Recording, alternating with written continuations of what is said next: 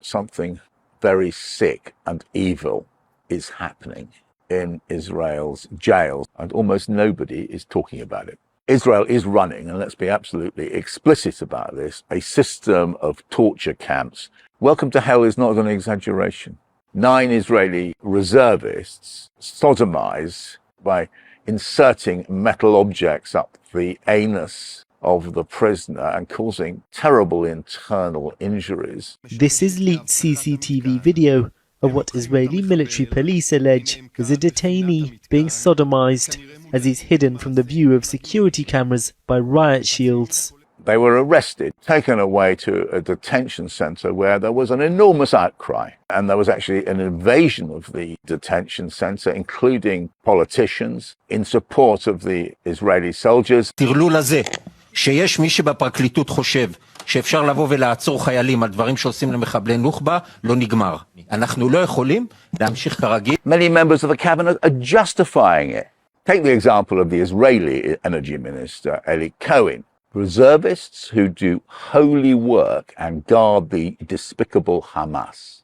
Itamar Ben-Gvir, who is the security minister, went even further. Take your hands off our reservists, like it is in the prison service, so it is in the IDF. Our fighters deserves full support. We heard a word of condemnation from the British Prime Minister Keir Starmer. I haven't heard it. Nothing from Rishi Sunak, who promised Netanyahu his unequivocal support. Nothing from the Shadow Foreign Secretary Andrew Mitchell. Nothing from Britain's Foreign Secretary David Lammy, who famously said on no evidence at all that Hamas had raped babies. And we must recognise that Israel is facing a huge existential crisis. 1,300 people dead, murdered, babies raped. And yet he has not yet said one word of condemnation of the treatment of Palestinians in these, what can only be called torture camps run by the Israeli state. And I think that means that we accept them. Imagine how we'd be reacting if this was emerging about Putin treating Ukrainian prisoners. You can imagine the frenzy of outrage. You don't get it when it's committed by our ally, Israel. Imagine we learnt, the British people tomorrow morning, picked up the papers and discovered that prison officers had been systematically sodomizing inmates in His Majesty's prisons. It would be a national outcry.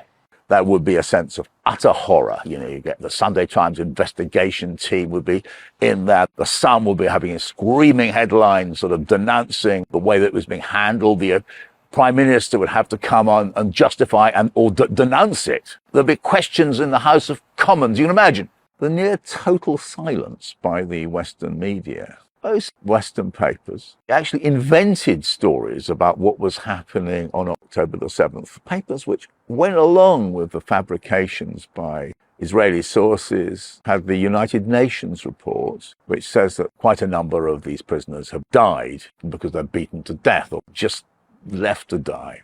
B'Tselem, which is the leading Israeli human rights group, published a devastating report based on the interviews with 50 or more prisoners, which make completely unbearable reading.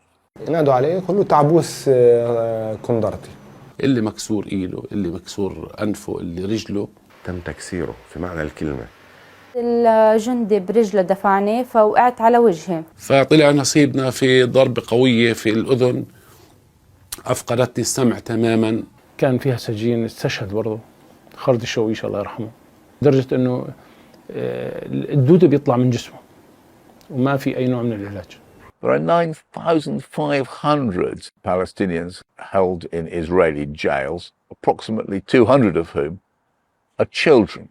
I was part of the human rights vetting process for arms going to Israel, and a charity called Defense of Children International Palestine drew our attention at the State Department to the sexual assault, actually the rape of a 13-year-old boy that occurred in an Israeli prison in the Mosque Bia in Jerusalem.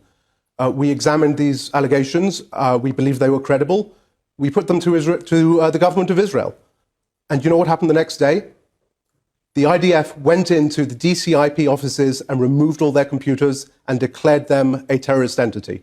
This is nothing new. It's why the ICC, despite the mountain of evidence which now exists, has been unable to look for arrest warrants against the people directing this barbarity. It's utterly baffling and completely wrong. By failing to act in the face of so much evidence, the International Criminal Court is itself sanctioning this gross abuse, this inhumanity which is going on all the time now in Israeli prisons.